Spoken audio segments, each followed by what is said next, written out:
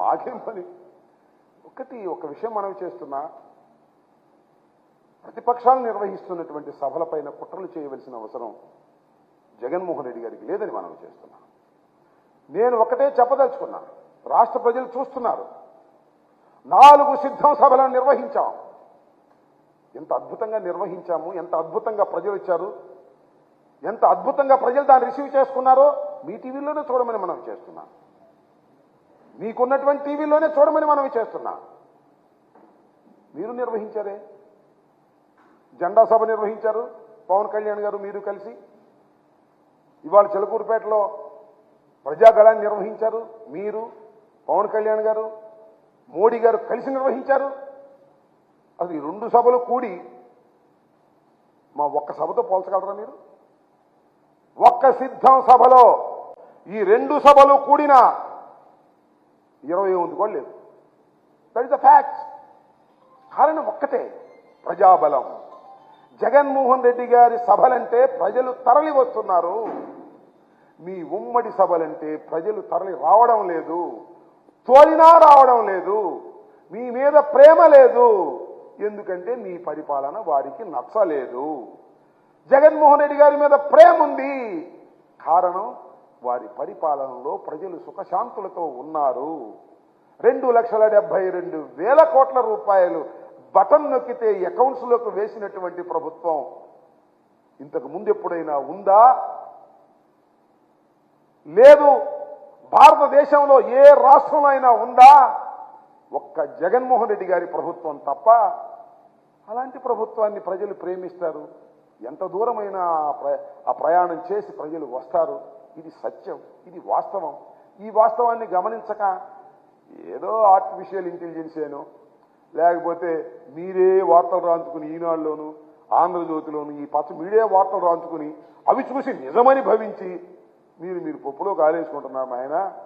ఇది గమనించాలని కూడా ఈ సందర్భంగా నేను చెప్పదలుచుకున్నాను. ఎస్, అదేగా నేను చెప్పదలుచుకుంది. సభ మొత్తం నిర్వహించింది మీరు. ఎలక్షన్ కోడ్ ఉంది, మైకులు కూడా ప్రభుత్వాలు అరేంజ్ చేయాలా?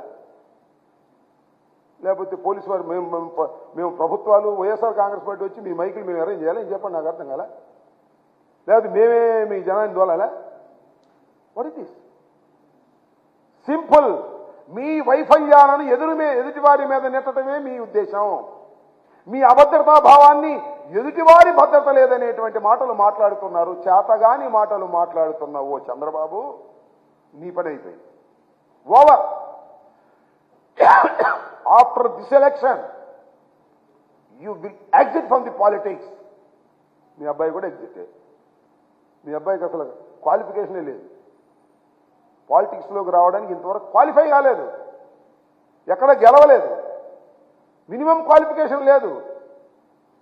ఇంటర్మీడియట్ కావాలంటే 10th క్లాస్ పాస్ అవ్వాలిగా, ఎంబీబీఎస్ చేయాలంటే intermediate BiPC pass అవ్వాలిగా.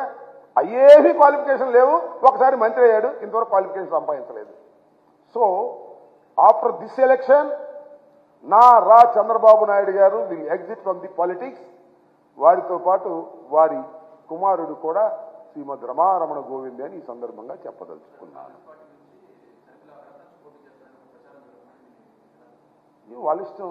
Congress party నుంచి షర్మిలమ్మ గారు కడప నుంచి పోటీ చేయొచ్చు, భారతదేశంలో ఎక్కడి నుంచైనా పోటీ చేయొచ్చు. That is left the Congress party. చాలా చిత్రమైన కామెంట్ చేశారు ప్రధానమంత్రి గారు, కాంగ్రెస్ పార్టీ మేము ఒకటేదని. ఇలా ఉంటాయి రకరకాలు. ముందు మీరు అది నేను చెప్తుగా అవసరం లేదు, కానీ అసలు ఆ రోజు చంద్రబాబు నాయుడు గారు ఏం మాట్లాడారో, పవన్ కళ్యాణ్ గారు ఏం మాట్లాడారో, మోడీ గారు ఏం మాట్లాడారో 3 కలిపి చూడండి ఎంత అద్భుతంగా ఉంటాయో. నేను ప్రత్యేకంగా చెప్పాల్సిన అవసరం లేదు.